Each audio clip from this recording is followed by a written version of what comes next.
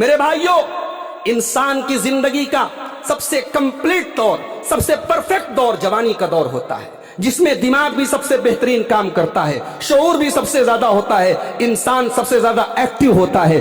اسی لیے جنتی جب جنت میں جائیں گے، اللہ کے پیارے نبی صلی اللہ علیہ وسلم فرماتے ہیں کہ جنتی جوان ہوں گے، جنتی جوان ہوں گے، اور لا یحرمون ابدا، جنتی کبھی بوڑھے نہیں ہوں گے، جنت میں بڑھاپا نہیں ہوگا، کیونکہ بڑھاپا کمزوری ہے اور جوانی طاقت ہے۔ جوانی انسان کی زندگی کا سب سے بہترین دور ہے، مگر آج ہمارا نوجوان تباہی کے دہانے پر ہے، آج برباد ہے۔ کس کس چیز میں برباد ہے؟ میں کس کس چیز کا نام لوں؟ سب سے بڑی تباہی جو ہمارے نوجوان کو لاحق ہے کہ آج دین اور ایمان کے معاملے میں تباہ ہے۔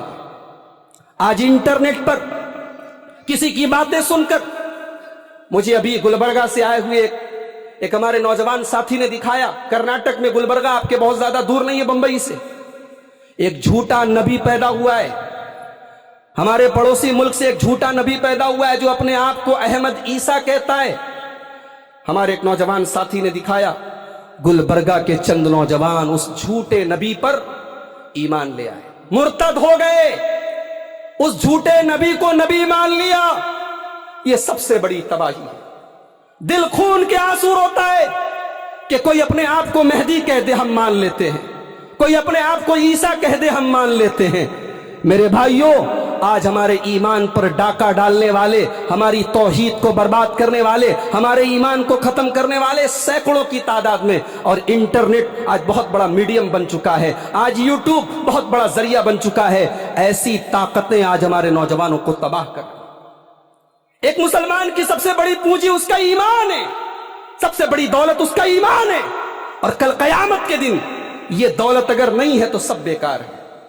اللہ فرماتا ہے سورہ آل عمران کے اندر، ان الذین کفروا وماتوا وهم کفار فلن يقبل من احدهم ملء الارض ذهبا، جو لوگ ایمان نہیں لا پائے، کفر کی حالت میں انتقال کر گئے، کل قیامت کے دن وہ زمین بھر کے سونا بھی اللہ کی بارگاہ میں دے دے تو قبول نہیں کیا جائے گا۔ ایمان اتنی بڑی دولت ہے کہ قیامت کے دن زمین بھر کے سونا دے کر کے بھی بچ نہیں سکتے۔ آج اس ایمان کو ختم کرنے کی کوششیں ہو رہی ہیں، اور میں اپنے نوجوانوں کو ایک بات بتانا چاہتا ہوں کہ انٹرنیٹ پر، یوٹیوب پر، سوشل میڈیا پر دین کا نام لے کر، حق کا نام لے کر، قرآن و حدیث کا نام لے کر بھی آپ کو قرآن و حدیث سے دور کیا جائے گا۔ یہ پیارے نبی کی پیشن گوئی ہے۔ آپ کو پہچاننا ہوگا کہ کون قرآن و حدیث کی بات کر رہا ہے اور کون قرآن و حدیث کے نام پر ہمیں گمراہ کر رہا ہے، اس لیے کہ پیارے نبی نے فرمایا تھا، بخاری کی روایت ہے، یأتی فی آخر الزمان قوم خدساء الاسنان صفحاء الاحلام یقولون من خیر قول البریہ یمرقون من الاسلام کما یمرق السہم من الرمیہ۔ اللہ کے پیارے نبی فرماتے ہیں کہ آخری زمانے میں، قیامت کے پہلے ایسے لوگ ہوں گے جو نوجوان ہوں گے اور بے وقوف ہوں گے، کم عقل ہوں گے، بڑی اچھی باتیں کریں گے لیکن اسلام سے نکل جائیں گے۔ جیسے تیر شکار کو آر پار کر کے نکل جاتا ہے، ویسے وہ اسلام سے نکل جائیں گے۔ قرآن و حدیث کا نام لینے والا ہر آدمی صحیح نہیں ہے۔ آج انٹرنیٹ پر آپ دیکھیں، شکیل بن حنیف کا فتنہ موجود ہے، انجینئر علی مرزا کا فتنہ موجود ہے، اور ابھی احمد عیسیٰ نام کا یہ آدمی جو اپنے آپ کو نبی کہہ رہا ہے۔ افسوس ہے، دل خون کے آنسو روتا ہے کہ ہمارا مسلمان نوجوان کیسے اس کا ٹارگٹ بن جاتا ہے۔ جیسے ہم اپنے پیارے نبی کو نبی مانتے ہیں، ویسے ہی ہمارا عقیدہ ہے، ہمارا ایمان ہے کہ ہمارے نبی خاتم النبیین ہیں، آخری نبی ہیں۔ آپ کے بعد دنیا میں کوئی نبی آنے والا نہیں ہے۔ آپ کے بعد جو اپنے آپ کو نبی کہے وہ جھوٹا ہے، وہ کذاب ہے، وہ دجال ہے۔ اور اگر اسلامی حکومت ہو تو اس کی سزا سزائے موت ہے۔ اسلامی حکومت میں نبوت کا دعویٰ کرنے والے کی سزا سزائے موت ہے۔ افسوس ہے، آج ہمارا نوجوان ایسے لوگوں کا ٹارگٹ ہو رہا ہے۔ علاج کیا ہے؟ علاج یہ ہے، علماء حق سے جڑو، ان علماء سے جڑو جو قرآن و حدیث کے جانکار ہیں اور صحیح منہج پر ہیں، اور انٹرنیٹ کے ذریعے علم حاصل کرو، منع نہیں ہے، منع نہیں ہے، انٹرنیٹ کی دنیا بہت وسیع ہے، مگر علماء سے رابطے میں رہو، علماء سے رابطے میں رہو۔ علماء زیادہ بہتر جانتے ہیں کہ کس کا منہج کیا ہے۔ آپ نے حدیث نمبر کے حوالوں کی بنیاد پر، کسی کی چکنی چپڑی باتوں کی بنیاد پر اسے عالم تصور کر لیا، اسے داعی تصور کر لیا، اسے قرآن و حدیث کا مبلغ سمجھ لیا۔ حقیقت میں وہ آپ کی توحید پر ڈاکہ ڈال رہا ہے، آپ کے ایمان پہ ڈاکہ ڈال رہا ہے۔ ایمان سب سے بڑی دولت ہے میرے بھائی، صحیح عقیدہ سب سے بڑی دولت ہے۔ اللہ قرآن میں کیوں کہتا ہے وَلَا تَمُوتُنَّ إِلَّا وَأَنْتُمْ مُسْلِمُونَ، تمہیں موت نہ آئے مگر اسلام کی حالت میں، یعنی ایمان وہ چیز ہے، اسلام وہ چیز ہے، توحید وہ چیز ہے کہ مرتے دم تک اس کی حفاظت کی جائے۔ تو ہمارے نوجوان کے لیے سب سے بڑا خطرہ، سب سے بڑی تباہی ایمان کی تباہی ہے۔ دوسرا مسئلہ ہمارے نوجوان کے سامنے، دوسرا مسئلہ، زندگی کا کوئی آبجیکٹو نہیں ہے، زندگی کا کوئی گول نہیں ہے، زندگی کا کوئی مقصد نہیں ہے، کھانا ہے، کمانا ہے، انجوائے کرنا ہے۔ اللہ کی قسم یہ مومن کی زندگی نہیں ہے، یہ مسلمان کی زندگی نہیں ہے، یہ تو اللہ کو نہ ماننے والے کی، اللہ کے دشمن کی زندگی ہے۔ قرآن کہتا ہے، مکہ کے مشرکین کہا کرتے تھے ان ہی الا حیاتنا الدنیا نموت ونحیا وما نحن بمبعوثین، ہم تو دنیا کی زندگی جی نہیں، ہم کو دنیا میں جینا ہے، یہی کھانا ہے، یہی پینا ہے، مر جانا ہے، آخرت کوئی چیز نہیں، قیامت کوئی چیز نہیں۔ مومن کی سوچ ایسی نہیں ہے، مومن ایک پروجیکٹ کا حصہ ہے، مومن کی زندگی کا ایک مقصد ہے، مومن کا ایک ٹارگٹ ہے۔ ٹارگٹ کیا ہے؟ مقصد کیا ہے؟ قرآن کہتا ہے وَمَا خَلَقْتُ الْجِنَّ وَالْإِنسَ إِلَّا لِيَعْبُدُونَ، اپنے رب کو راضی کرنا ہے، اپنے اللہ کو راضی کرنا ہے۔ قُلْ إِنَّ صَلَاتِي وَنُسُكِي وَمَحْيَايَ وَمَمَاتِي لِلَّهِ رَبِّ الْعَالَمِينَ، جینا اس کے لیے، مرنا اس کے لیے، نماز اس کے لیے، قربانی اس کے لیے۔ ہماری زندگی کا مقصد یہ ہے میرے بھائی۔ یہ دوسرا مسئلہ ہے۔ علاج کیا ہے؟ علاج بڑا سمپل ہے، علاج بڑا سمپل ہے۔ ایک آدمی گزرا تھا قارون نام کا، بہت بڑا پیسے والا ارب پتی آدمی تھا، خرب پتی آدمی تھا، بہت دولت تھی اس کے پاس۔ اس کی قوم کے نیک لوگوں نے قارون سے کہا وَابْتَغِ فِي مَا آتَاكَ اللَّهُ الدَّارَ الْآخِرَةَ وَلَا تَنْسَ نَصِيبَكَ مِنَ الدُّنْيَا، اے قارون تو دنیا کی زندگی میں آخرت کی تیاری کر، تو دنیا میں زندگی گزار، نوکری کر، بزنس کر، شادی کر، بیوی بچوں کے ساتھ اچھا سلوک کر۔ مقصد کیا ہو؟ آخرت کو بہتر بنانا ہو، دنیا کی زندگی کا مقصد آخرت کی تیاری ہو۔ یہ دوسرے مسئلے کا حل ہے۔ تیسرا مسئلہ، آج ہمارے بہت سارے نوجوان اپنے والدین کے ساتھ، اپنے ماں باپ کے ساتھ بدتمیزی کرتے ہیں، ان کو گالیاں دیتے ہیں، ان سے الگ رہتے ہیں، ان سے تعلق ختم کر لیتے ہیں۔ یہ بہت بڑا مسئلہ آج ہماری نوجوان نسل کا ہے۔ اللہ کے پیارے نبی صلی اللہ علیہ وسلم نے فرمایا اثنان یعجلہم اللہ فی الدنیا، دو گناہوں کی سزا اللہ دنیا ہی میں دے دیتا ہے، دو گناہوں کی سزا دنیا ہی میں مل جاتی ہے، البغی و عقوق الوالدین، ایک ظلم کرنے کی سزا اور ایک والدین کو تکلیف دینے کی سزا۔ والدین غلط ہو سکتے ہیں، والدین کی سوچ غلط ہو سکتی ہے، والدین غلط ہو تب بھی ان کا ادب نہیں چھوڑنا، ان کی خدمت نہیں چھوڑنا، ان کے ساتھ حسن سلوک نہیں چھوڑنا۔ قرآن کہتا ہے اگر والدین شرک کی تعلیم دے، دنیا کا سب سے بڑا گناہ شرک ہے، اگر والدین شرک کی تعلیم دے تو قرآن کہتا ہے وَصَاحِبْهُمَا فِي الدُّنْيَا مَعْرُوفًا، ان کے شرک کی تردید کرو، ان کی غلط بات مت مانو، لیکن ان کے ساتھ دنیا میں اچھا سلوک کرتے رہو۔ یہ تیسرا مسئلہ ہمارے نوجوانوں کے سامنے ہے، والدین کے ساتھ بدتمیزی اور برا سلوک کرتے ہیں۔ چوتھا مسئلہ، آج ہر نوجوان تقریباً الا ماشاء اللہ ہر نوجوان عشق اور پیار کے چکر میں پڑا ہوا ہے۔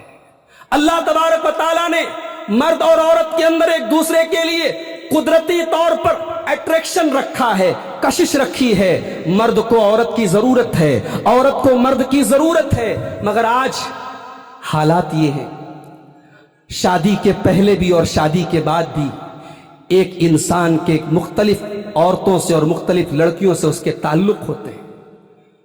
ایک دور وہ تھا کہ کسی نوجوان لڑکے کا اگر کسی سے غلط تعلق ہوتا تو وہ چھپاتا تھا، آج لوگ اعلان کرتے ہیں، آج فخر کی چیز ہو گئی، آج یہ اسٹیٹس بن گیا، میری اتنی گرل فرینڈز ہیں، میری اتنی عورتوں سے میرے تعلق ہیں، میرا اتنا افیئر ہے۔ کالج کی زندگی، اسکولوں کی زندگی، آفیسز کی زندگی، آج معاشرہ کہاں جا رہا ہے میرے بھائیوں؟ آج ہمارے گھروں کا ماحول کہاں جا رہا ہے؟ افسوس اس بات کا ہے کہ یہ وبا، یہ بیماری صرف ان گھروں میں نہیں ہے جو بے دین ہیں، جو پردے سے دور ہیں۔ آج پردے والے گھروں میں بھی اس قسم کے واقعات ہو رہے ہیں۔ آج پردے والیاں بھی آپ کو ریسٹورنٹ اور پارکوں میں بوائے فرینڈ کے ساتھ نظر آ جائیں گی۔ میرے نوجوان ساتھیوں، یہ پرابلم ہے، اس کا سولوشن کیا ہے؟ اللہ کے پیارے نبی نے نوجوانوں کو خطاب کر کے فرمایا، یا معاشر الشباب من استطاع منکم الباء فلیتزوج۔ اے نوجوانوں، شادی کے قابل ہو جاؤ تو شادی کر لو، شادی کے لائق ہو جاؤ تو شادی کر لو۔ فإنہ اغض للبصر، شادی سے دو فائدہ ہوگا، شادی سے نگاہیں جھک جائیں، وأحسن للفرج، اور شرمگاہ محفوظ ہو جائے گی۔ دو بڑے فتنے ہیں، ایک نظر کا فتنہ، ایک شرمگاہ کا فتنہ۔ پیارے نبی نے علاج بتا دیا، شادی کر لو صحیح ٹائم پر۔ آج اس پروگرام میں، اس مجلس میں ہمارے یو پی کے بہت سارے لوگ بیٹھے ہیں، بہار کے بہت سارے لوگ بیٹھے ہیں، مجھے معلوم ہے دھاراوی اور سائن کے اندر ہمارے بہت سارے یو پی بہار کے بھائی ہیں۔ ہم آمین زور سے بولتے ہیں، ہم نماز میں ہاتھ سینے پر باندھتے ہیں، ہم رفع دین کرتے ہیں، ہم اہل الحدیث ہیں، ہم سلفی المسلک ہیں، ہمارا منہج قرآن و سنت والا، ہمارا عقیدہ صحابہ کرام والا، ہمارا منہج صحابہ والا۔ ہماری شادیاں رسم و رواج والی، ہماری شادیاں رسم و رواج والی، ہماری شادیاں جہیز والی، ہماری شادیاں بھاری بھرکم خرچ والی نہیں میرے بھائیوں۔ آج سماج اگر تباہ ہے، آج اگر سماج میں زناکاری پھیل رہی ہے، بہت بڑا سبب یہ ہے کہ آج سماج میں ہم نے شادی کو مشکل کر دیا ہے، شادی کو رسم و رواج کے بوجھ سے بوجھل بنا دیا ہے۔ نکاح کو آسان کرو، شادی کو آسان کرو، اور یہ ذمہ داری ان لوگوں کی زیادہ ہے جن کو اللہ نے نوازا ہے، جو کروڑ پتی ہیں، جن کے پاس دولت دکھانے کے بہت سارے طریقے ہیں۔ میرے بھائی، نکاح کو آسان کرو تاکہ دنیا میں میسج جائے، سماج میں پیغام جائے، اور غریب لوگ بھی اپنی لڑکیوں کی اور لڑکوں کی شادی ٹائم پر کریں، آسانی کے ساتھ کریں۔ یہ چوتھا مسئلہ ہے جو آج ہمارے سماج کو برباد کر رہا ہے۔ پانچواں مسئلہ، نوجوانوں کو پانچویں چیز جو تباہ کر رہی ہے، چاہے وہ لڑکے ہوں، ہماری عورتیں ہوں، یا ہمارے مرد حضرات ہوں، بے حیائی کا فتنہ ہے، بے حیائی کا فتنہ ہے۔ اللہ کی قسم، آج مسلمان کے گھر سے شرم و حیا کا جنازہ نکل رہا ہے، شرم و حیا کا جنازہ نکل رہا ہے۔ آج مسلمان گھر کی لڑکیاں ٹک ٹاک پر ویڈیو بناتی ہیں اور دنیا ان کے حسن کا منظر دیکھتی ہے۔ آج مسلمان گھر کی لڑکیاں اسکولوں اور کالجوں کے فنکشن میں ڈانس کرتی ہے، اور ماں باپ جھوم کر اپنی بچیوں کا ڈانس دیکھتے ہیں، اور کوئی منع کر دے، کوئی سمجھائے تو کہا جاتا ہے تم کس دور کی بات کر رہے ہو، تم دقیانوس ہو، تم پرانے زمانے کی بات کرتے ہو، تھوڑے ماڈرن بنو۔ میرے بھائیوں، جس گھر سے حیا چلی جائے، جس خاندان سے حیا چلی جائے، وہاں سے ایمان بھی چلا جاتا ہے۔ اللہ کے پیارے نبی نے فرمایا، ان الحیاء والایمان قرنا جمیعا، حیا اور ایمان دونوں ساتھ ساتھ رہتے ہیں۔ فاذا رفع احدهما رفع الاخر، جہاں سے حیا نکلی وہاں سے ایمان بھی نکل گیا۔ آج ہمارے گھروں میں شادی بیاہ کے موقع پر کیا حالات ہوتے ہیں۔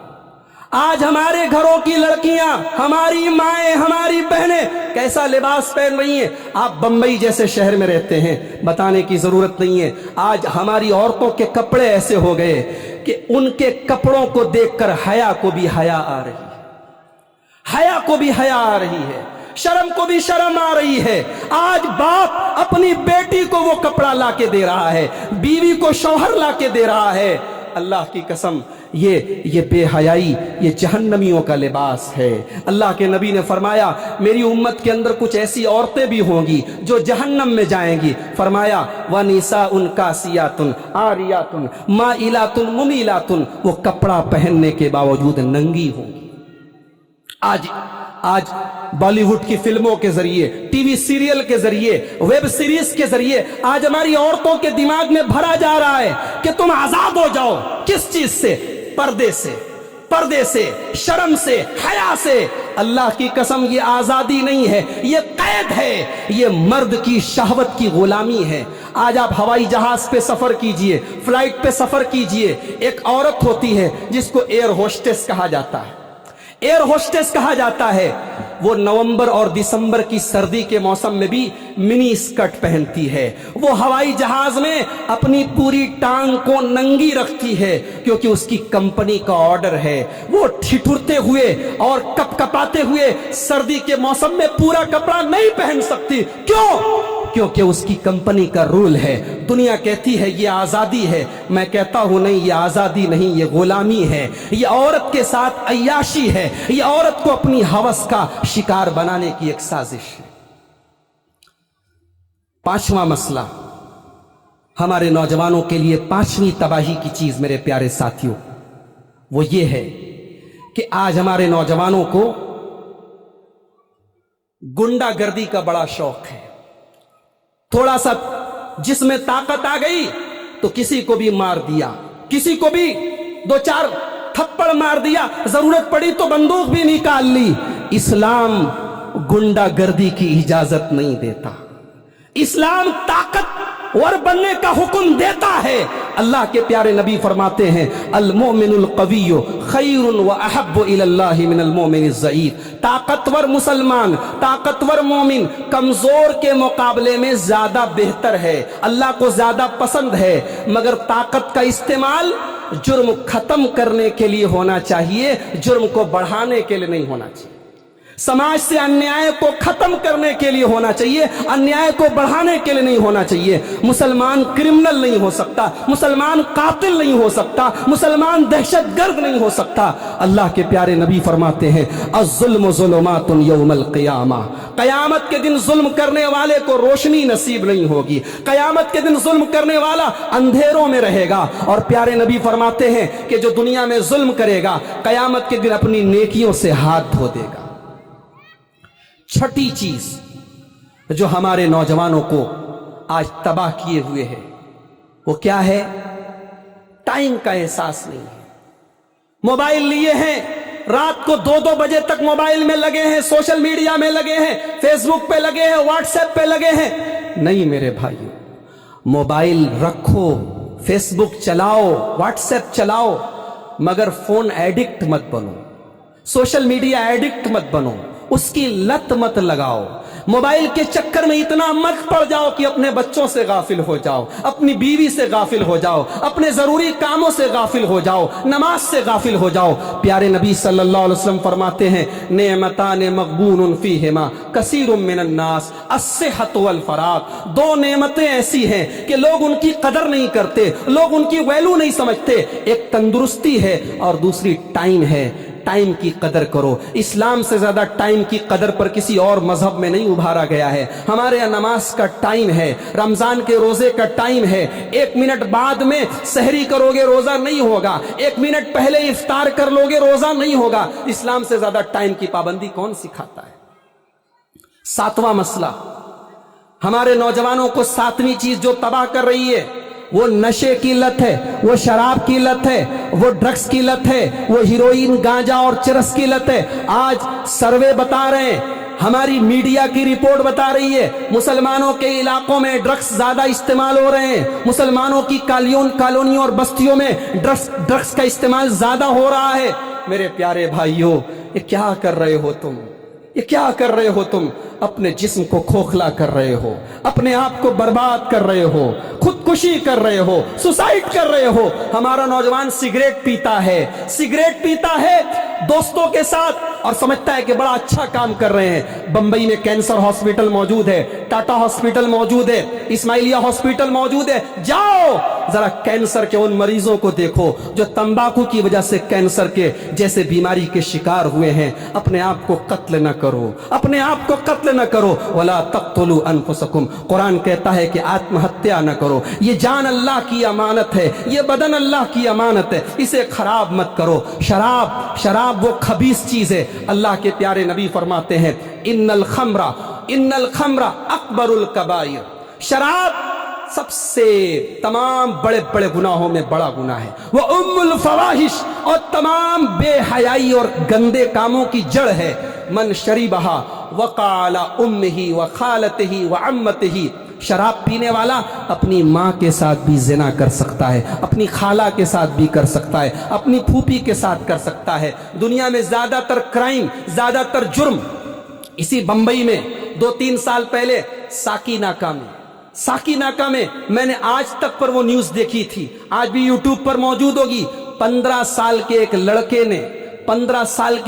نے 10 سال کے ایک لڑکے کے ساتھ بدفعلی کرنے کی، غلط کام کرنے کی کوشش کی، لڑکا تیار نہیں ہوا تو اس 15 سال کا لڑکا جو ہمارے انڈین لا کے حساب سے نابالغ ہے، مائنر ہے، 15 سال کے اس لڑکے نے 8 یا 10 سال کے اس بچے کو قتل کر دیا۔ 15 سال کا ایک لڑکا قاتل بن گیا۔ کیا ہو رہا ہے اس سماج کو؟ آج پورن موویز، گندی فلمیں، بعد میں جب خبر والوں نے تحقیق کی تو پتا لگا کہ وہ 15 سال کا لڑکا گندی فلمیں دیکھتا تھا۔ آج یہ گندی فلمیں بچوں سے ان کا بچپن چھین رہی ہیں، گھروں سے شرم و حیا کو چھین رہی ہیں، لڑکیوں سے ان کی غیرت کو چھین رہی ہیں۔ میرے پیارے بھائیوں، اللہ کے پیارے نبی نے حضرت ابو ذر غفاری سے کہا تھا اتق اللہ حیث ما کنت، جہاں بھی رہو اللہ سے ڈرو، جہاں بھی رہو اللہ سے ڈرو۔ رات کا اندھیرا ہے، کمرہ بند ہے، تم اپنے بیڈ روم میں اکیلے ہو، کوئی نہیں دیکھ رہا ہے، ابا بھی نہیں دیکھ رہے، اماں بھی نہیں دیکھ رہے، کوئی کیمرہ بھی نہیں ہے، مگر اللہ کا کیمرہ 24 آور آن ہے، اللہ کا کیمرہ چالو ہے، اللہ دیکھ رہا ہے، اس کو کیا جواب دو گے؟ آج گندگی کا وہ سارا سامان ایک موبائل کی شکل میں، انٹرنیٹ کی شکل میں آپ کے ہاتھوں میں ہے، اور انگلی کا ذرا سا ٹچ کرنا ہے۔ میرے بھائیوں، دنیا کی کوئی طاقت آپ کو اس گندگی میں جانے سے نہیں روک سکتی ہے۔ صرف ایک چیز ہے، اللہ کا ڈر اپنے دل میں پیدا کر لو، اللہ کا تقوی اپنے دل میں پیدا کر لو، نماز کی پابندی کرنا شروع کر دو، نمازی بن جاؤ، انشاءاللہ یہ گندی عادتیں دھیرے دھیرے چھوٹ جائیں گی۔ 8واں مسئلہ ہمارے نوجوانوں کے ساتھ، 8ویں پرابلم یہ ہے کہ یہ آج بیکار ہے، ان کے پاس کوئی کام نہیں ہے۔ کتنے ہمارے نوجوان ہیں، ان سے پوچھو کیا کرتے ہو؟ کچھ نہیں کرتے۔ کتنی بڑی تعداد ایسے لوگوں کی ہے جن کا کام یہ ہے کہ کوئی کام نہیں ہے۔ مسلمان کبھی بیکار نہیں ہوتا۔ اور میں یہاں پر ایک بات اور کہنا چاہتا ہوں، دھندا کرو، بزنس کرو۔ بمبئی کو کہا جاتا ہے ہندوستان کی بزنس کیپٹل، ہندوستان کی تجارتی راجدھانی۔ بمبئی سے زیادہ کاروبار شاید ہی ہندوستان کے کسی شہر میں ہو، مگر اللہ نے حلال کے بے شمار راستے رکھے ہیں، حرام کی تو ایک چھوٹی سی لسٹ ہے۔ حرام لمیٹیڈ ہے اور حلال ان لمیٹیڈ ہے۔ حلال کام کرو، حلال کام کرو، بیکار نہ بنو میرے بھائیوں۔ ایسی کمپنیوں کے پیچھے مت پڑو جو تم کو یہ سکھاتی ہو کہ آؤ ہمیں چند پیسے دے دو، ہم تمہاری زندگی بھر کا ٹھیکہ لے لیں گے۔ یہ بیگاری اور یہ بیکاری کے راستے پہ نہ چلو، محنت کرو، اپنے قوت بازو پر کچھ کام کرو۔ اللہ کی اس مخلوق میں، اللہ کے بندوں میں سب سے اونچا مقام اللہ کے پیغمبروں کا ہے، اللہ کے نبیوں کا ہے، اور اللہ کے تمام نبیوں نے کام کیا ہے۔ ہمارے پیارے نبی نے بکریاں چرائی ہیں، داؤد علیہ السلام لوہے کا کام کرتے تھے۔ اسلام بیکاری کی تعلیم نہیں دیتا، اسلام مانگنے کی تعلیم نہیں دیتا، اسلام دینے کی تعلیم دیتا ہے۔ قرآن اٹھاؤ، قرآن بار بار کہتا ہے وَآتِ ذَا الْقُرْبَى حَقَّهُ، رشتہ دار کو اس کا حق دو، غریب کو اس کا حق دو، پڑوسی کو اس کا حق دو۔ دے گا کون؟ جو کمائے گا۔ اسلام کمانے کی تعلیم دیتا ہے، اسلام پیسہ کمانے کی تعلیم دیتا ہے۔ ہاں، اسلام ایک کنڈیشن لگاتا ہے، جائز اور حلال راستہ اپناؤ۔ ارے اسلام تو وہ دین ہے، شریعت تو وہ شریعت ہے کہ جمعہ کے دن جمعہ کی نماز پڑھنے کے بعد اللہ کہتا ہے فَإِذَا قُضِيَتِ الصَّلَاةُ فَانْتَشِرُوا فِي الْأَرْضِ وَابْتَغُوا مِنْ فَضْلِ اللَّهِ۔ جمعہ کی نماز ہو گئی، سنتیں پڑھ لی، عبادت سے فارغ ہو گئے تو گھر آ کے آرام مت کرو، نکل جاؤ اپنے کام میں، اللہ کی زمین میں پھیل جاؤ، اپنی روزی روٹی میں لگ جاؤ۔ تو ہمارے نوجوان بیکار ہیں، اور بیکاری کی وجہ سے بھی بہت سارے جرائم اور کرائمز ہمارے سماج میں بڑھتے ہیں۔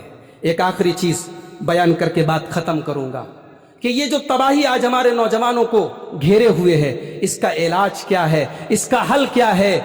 انگریزی میں ایک کہاوت ہے، چیریٹی بگنس ایٹ ہوم، خیرات کی شروعات، نیکی کی شروعات گھر سے ہوتی ہے۔ ہم میں سے ہر شخص اپنی اور اپنے گھر والوں کی فکر کرے، اپنی اور اپنے بھائی کی فکر کرے، اپنی اور اپنے بچے کی فکر کرے۔ قوا انفسکم واہلیکم نارا، اپنے آپ کو اور اپنے گھر والوں کو جہنم کی آگ سے بچاؤ۔ یہی پیغام آج کی اس دعوت حق کانفرنس کے پلیٹ فارم سے میں آپ کو دیتا ہوں۔ اللہ سے دعا ہے اللہ ہمارے نوجوانوں کو ہر قسم کی برائی سے محفوظ رکھے، اللہ ہمارے نوجوانوں کو امت کے لیے مفید اور کارآمد بنائے۔ اللہ ہمارے وہ نوجوان جو کسی قسم کی نشے کے عادی ہیں، نشے کی لت ہے، اللہ ان کی اس لت کو دور کر کے انہیں نیک اور صالح بنا دے۔ اللہ ہم سب کے دین و ایمان کی حفاظت فرمائے، اللہ ہمارے علماء حق کی حفاظت فرمائے، اللہ آج کے ہمارے اس پروگرام میں آنے جانے کو قبول فرمائے، اللہ ہمارے وطن کی، ہمارے ملک کی حفاظت فرمائے، ہمارے ملک کی کہ امن اور سکون کو جو لوگ ختم کرنا چاہتے ہیں اللہ ایسی طاقتوں کو ناکام کر دے۔ رب العالمین